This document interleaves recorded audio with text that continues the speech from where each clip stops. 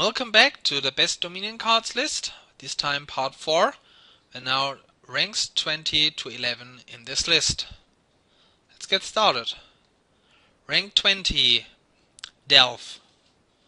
We're starting part 3 with another new card. Delve has a lead over 21 of over 5 percentage points. It's the card with the highest deviation in this whole list. So yeah, Delve is really nice to get silvers for two cases mostly. The first one is in the opening. If you have 4 free and want the free cost card, you can get 2 silvers with it, which helps a lot to get to the 5 cost price point or even 6 costs later. And of course for big terminal draw big money games like yeah, any terminal draw big money games basically. If you have 6, you can get a gold or 3 silvers. 3 silvers is mostly the better option. It's just so much better than Masterpiece in most cases, unless you would have paid like 8 or something for Masterpiece. Delve is just way better option. So it's really strong for big money and for the openings, because you mostly want 1 or 2 silvers in, even for the engines anyway. If you get them early for fast, that's really good. But the downside still, it's only silvers. Silvers is of course not the greatest free cost card that you can get. So getting it basically for 2 coins makes it of course better. But often you just don't want silvers, or yeah, then it's not that great. It has still a high deviation because it's not. I think we have to find out how good it really is. Masterpiece was similar in that regard. I think it might be even a little bit underappreciated at the moment because it's really strong, but we have to see how good it is really in the future. Rank 19, Crossroads. Crossroads is a big loser this year after being quite stable the last years. It lost 5 ranks, but the deviation is quite low for a mid-rank card. It is still 2 ranks higher in the unweighted ranking. Yeah, Crossroads as the only village is really hard to play because you get the plus 3 action only once. I mean, plus 3 action is really good even if it doesn't draw. And if he draws 1 card, the better. But you can use it really well, of course, even with other villages, where you can play it mainly for the draw. Like also a Wharf Crossroads board is really good, because you have a so big draw that you have the estates in hand anyway, and then you can get even draw from the crossroads and can play 3 wharfs a turn. That's really good. Also gear crossroads works well. You can save the estates for next turn and draw with crossroads and play a couple of gears. So there are a couple of really good cases for crossroads. Also Baron crossroads can work well with kind of slog, or yeah, a green focused game. So there are a lot of cases where crossroads is nice, but if you trash down, of course it doesn't draw, but giving free actions in most engines is really strong still.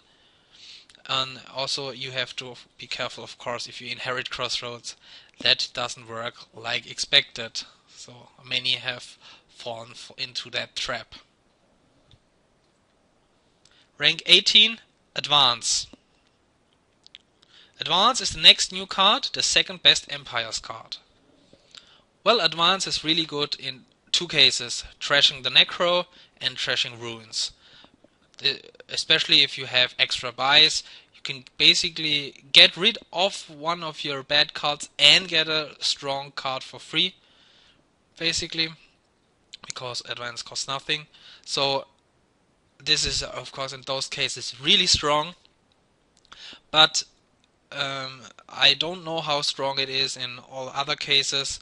Of course Fortress trashing is really good, but how often do you really want to get rid of your action cards? If you can get a lot of Pearl Divers for basically for free, then of course trashing those for better cards is really good.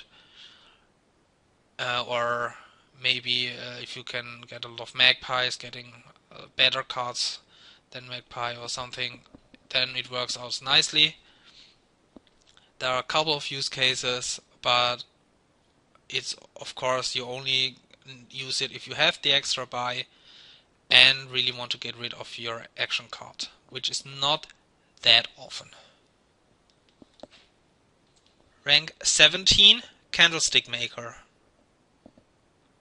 After Crossroads, Candlestick Maker is the next big loser. It also lost 5 ranks while having an even better median. Interesting. It is 1 rank better in the unweighted ranking. Yeah, rank Candlestick Maker, as I said in the previous video, is just a better pawn. It gives you 3 out of that 4 options basically, and coin token is even better than +1 coin. It's a really, of course, nice, as it's a non-terminal buy for many engines. That's really handy. And amassing those coin tokens is also nice for big money games. So in basically any deck it's really useful. But the problem, at least for a lot of players, is that getting a lot of them is not that great because it doesn't draw. So in engines it prevents you drawing the deck, and you basically want like only few of them to get the buy, get a little bit of money smoothing. This is really strong, but yeah, it doesn't draw. You always have to keep that in mind. Rank 16, Borrow. Borrow is only 1 rank, but over 7 percentage points better. It has a pretty high deviation and is 3 ranks lower in the unweighted ranking, so it seems underappreciated by newer players. Yeah, Borrow is of course also really strong. In a lot of cases, getting the money smoothing for the cost of 1 card is really helpful. Not only if you get in the last turn 7 for the last province, that you get the last province, but it's really helpful in a lot of cases where you get attacked by discard attacks, for example, every turn anyway. Then you have basically 1 coin extra each turn, and there are a lot of discard attacks, so this affects a lot of boards. And also having the option to get 1 extra coin is really helpful. But of course you have to be careful. If you don't have a lot of draw, getting 1 card less next turn can really hurt. So as the money smoothing is of course especially helpful in big money games where you get a big variety in coins each turn, but the -1 card next turn hurts big money a lot. So yeah, it's a great utility event that you have to be aware in basically every game. It's useful in every game, but you have to really evaluate if it's really worth the -1 card next turn. Rank 15, Squire. And this is the 3rd loser which lost 5 ranks. It even lost 8 percentage points too. It is still 4 ranks higher in the unweighted list, so this one gets overvalued by newer players. Yeah, the different options make Squire really good. If you need a village, there is it for you for 2 actions. If you need buys, there it is for buys. If you want it in a big money or slog, there it is for gaining silvers. If there's an expensive card and a treasure, you can get it just to gain an attack card. So it's basically useful in every game, but has of course the same problem as Candlestick Maker. It doesn't draw, so you don't really want too many of them. Some cases it's really useful, like Squire Gardens or other slogs. Then it's of course nice getting extra silvers and extra buys. It doesn't matter that you don't draw. But yeah, +1 coin, but +2 actions is of course also really nice in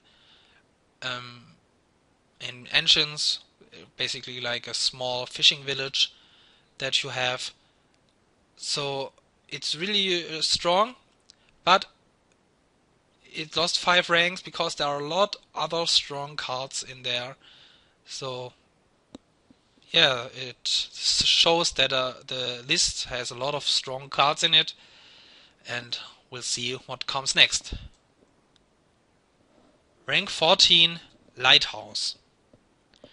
And you guessed it, it's the fourth card which lost 5 ranks, this time even 9 percentage points. It continues to lose ranks slightly year after year. Yeah, Lighthouse is just the way better mode. You can just guarantee to play it every turn because it gives one action. Also, if you draw your deck, you just only need 2 lighthouses. You just alternate playing one every turn, and you are guaranteed to block. So you don't need to have it in hand with your 5 starting hands. You can draw it later this turn and still be guaranteed to block the attack, which makes it way better than mode, because 2 modes don't guarantee to block every turn, while 2 lighthouses might if you draw them every turn. Also, it gives you money like silver. It gives you 1 coin this turn, 1 coin next turn, which means that with 2 lighthouses it also gives you money like a silver. So in boards with attacks, lighthouse is mostly just better than silver in any case. This makes it just a really strong card overall. A lot of attacks, of course, aren't worth it to be blocked, but there are still brutal attacks that, of course, makes it worth it, like discard attacks and curses in the most case. Yeah, also a very strong card like Squire, but yeah, it's a very strong list, so there are 13 stronger cards coming up. Rank 13, Ratcatcher. Ratcatcher lost 2 ranks and is 1 rank higher in the unweighted ranking. Yeah, Ratcatcher makes it a really strong treasure because it's non-terminal, and non-terminal treasures are really strong. The problem though is, of course, that the trashing is delayed, so if you open with it, as you do in most cases, you have to draw it turn 3 to be able to trash turn 4 and have it again in the next shuffle. That makes it weaker than Race, which still comes in this list, because it misses a lot of shuffles, so you can't trash as fast. You need a lot of them mostly. Also, if you play against a discard attack, you really can't trash as well, because you discard the cards that you want to trash or have to discard good cards. That makes it also weaker than, for example, a Race. But still, it trashes and is non-terminal. You can get a lot of them. If you have 2 coins extra, it doesn't hurt your deck. It will just wait there until you use it. And non-terminal trashing is just really strong.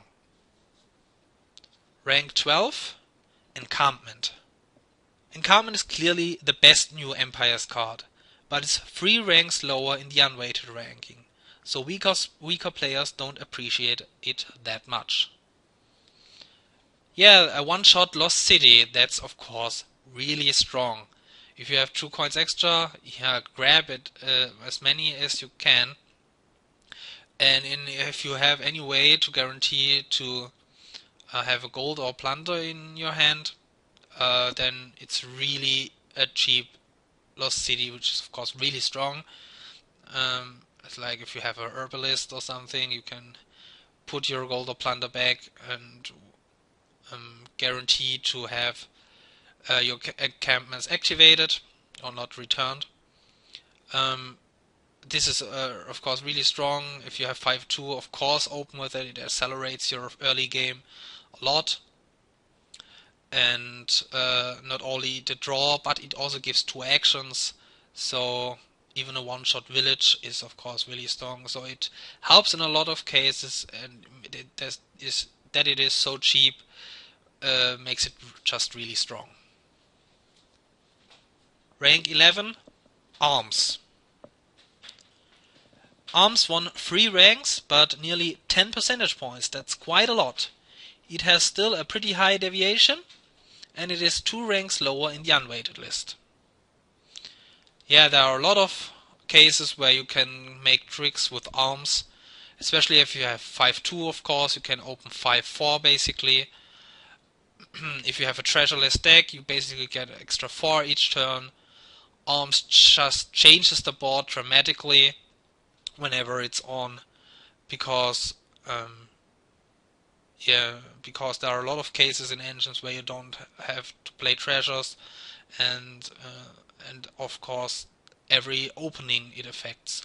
So this alone makes it a really strong event that gets used basically every game.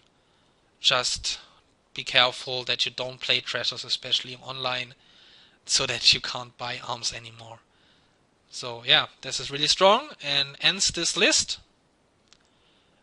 A lot of events here, as you can see, and a lot of new cards. Leave some comments again. I appreciate it where you think on those cards are deserved. Delve, Advance, and Encampment, for example, the new cards. What do you think about the 4 cards that lost 5 ranks? Are they deserved? Because they're of course really strong, but are they really weaker than those cards that are now higher than them? Leave some comments in the forums or under this video. I appreciate. See you soon for the next video and list. Bye.